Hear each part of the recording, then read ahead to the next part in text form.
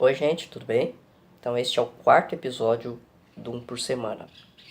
Bom, quem acompanha o canal aí desde o início, percebeu que nos últimos dois episódios eu trouxe romances ambientados em épocas de guerra, né? No episódio 2, Nada de Novo no Front, do Éric Maria Remarque, ambientado na Primeira Guerra Mundial. E no episódio 3, A Segunda Pátria, de Miguel Sanches Neto, ambientado na época da Segunda Guerra Mundial.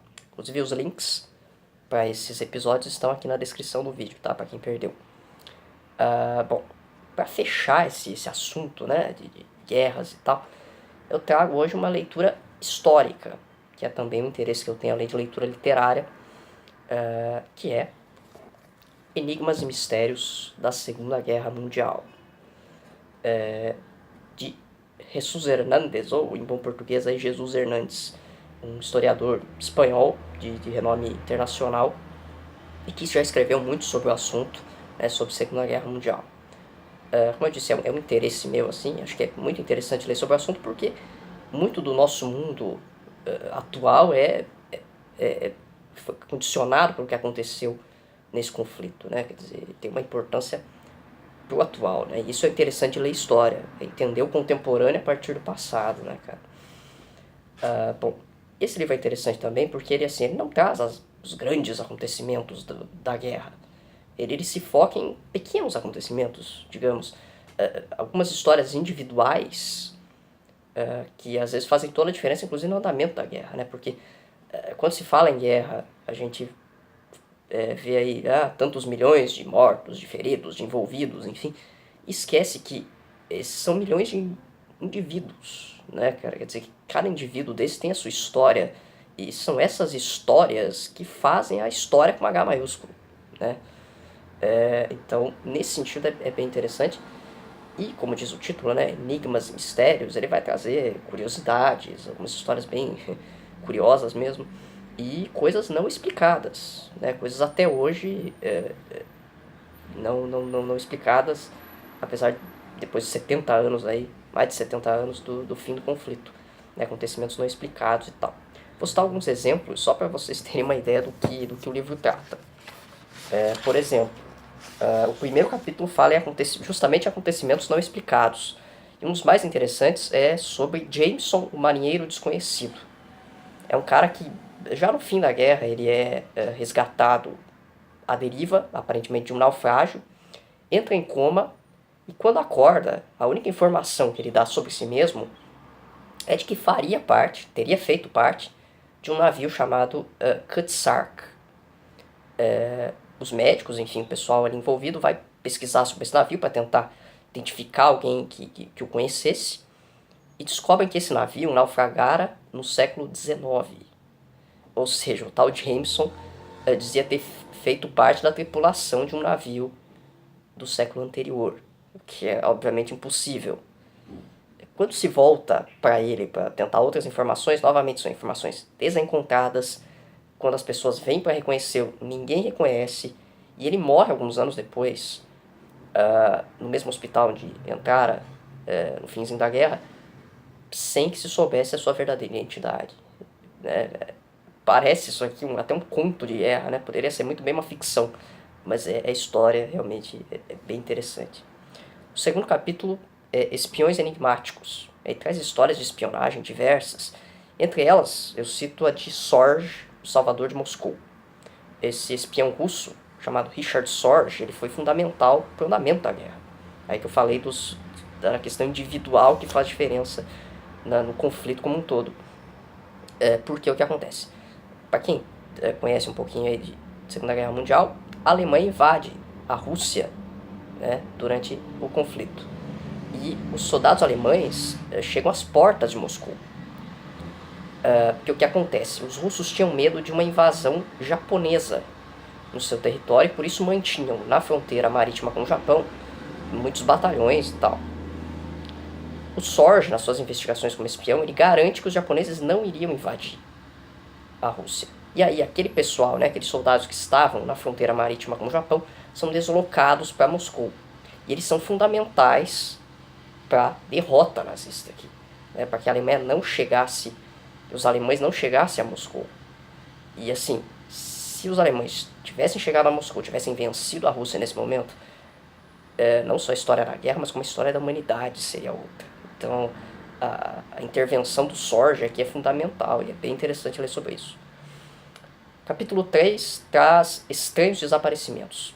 Entre eles, um de um cara que acho que todo mundo conhece a obra-prima dele, que é O Pequeno Príncipe.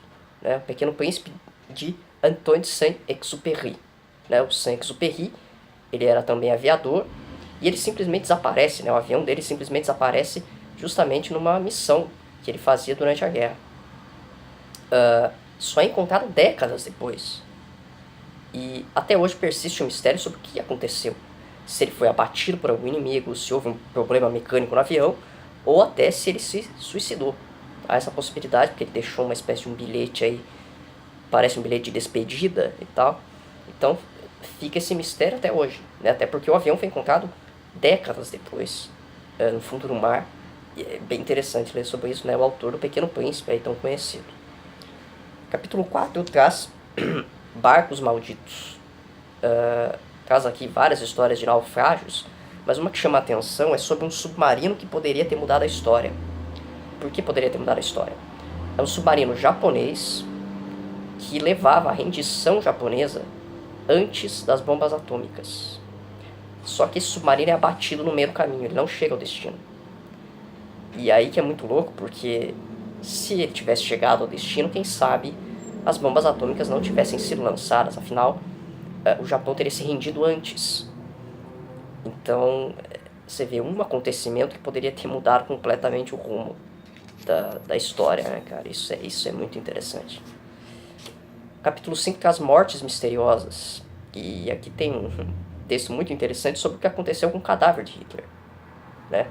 Também quem conhece um pouquinho aí sabe que Hitler se refugia num bunker, né? Numa fortaleza, para se proteger quando os russos que venceram lá em Moscou, quando os russos invadem Berlim, né? E ele, teoricamente, se suicida, né? Porque tem as teorias da conspiração que dizem que ele fugiu, mas teoricamente ele se suicida junto com a Eva Braun, sua companheira. E aí é feita uma espécie de uma pira funerária improvisada, né? O Goebbels, que é o ministro da propaganda nazista, se encarrega disso. O pessoal queima os corpos ali, que era o desejo de Hitler, inclusive. Faz um rei Hitler e volta pro bunker porque as bombas estavam caindo, né, cara? O que aconteceu com esse cadáver? E aí é muito interessante aqui o que traz o Jesus Hernandes sobre esse assunto, assim. Teoricamente está em uma espécie de uma gavetinha lá nos arquivos de Moscou. Os restos mortais de Hitler e de Eva Braun estão lá numa gavetinha, acessada só pelos o pessoal do alto escalão do governo russo. É bem interessante ler sobre esse assunto. E o último capítulo é Mitos e Histórias Fantásticas. Pode parecer contraditório um livro histórico trazer esse tipo de coisa, né? Mas o Jesus Hernandes ele faz uma investigação muito bem embasada, muito minuciosa, sobre algumas lendas que surgiram aí tanto durante a guerra e depois da guerra. E ele investiga assim, até que ponto é verdade, até que ponto é completamente imaginação sobre esses assuntos. Né? Entre eles, a bomba atômica nazista. Quer dizer, até que ponto os nazistas realmente teriam chegado a fabricar ou a pré-fabricar uma bomba atômica antes até dos Estados Unidos. É bem interessante. Isso poderia ter mudado os rumos também da história, né? E algo sobre os supostos filhos de Hitler também, porque teoricamente Hitler não deixou descendentes.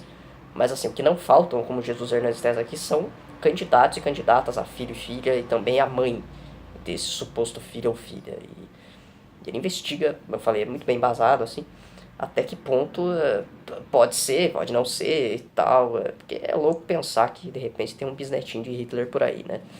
Então, mas assim, por essas e outras histórias, muita coisa que tem aqui, que vale muito a pena, Enigmas e Mistérios da Segunda Guerra Mundial. E assim, é um livro que, assim, não é necessário você conhecer a história da guerra de cabo a rabo. Você pode não ser um grande conhecedor do assunto e você lê tranquilamente. Até porque a Wikipédia tá aí pra isso. Não, brincadeira. Falando sério. Mas realmente, não é necessário conhecer super o assunto pra ler, assim. São histórias bem acessíveis nesse sentido. E, como eu falei, todas essas curiosidades, essas coisas é bem interessante. É por isso que eu recomendo Enigmas Mistérios da Segunda Guerra Mundial, do Jesus Hernandes. Bom, eu fico por aqui então. Curtam aí o vídeo, compartilhem, se inscrevam no canal, tá? Pra dar uma força aí. E até semana que vem.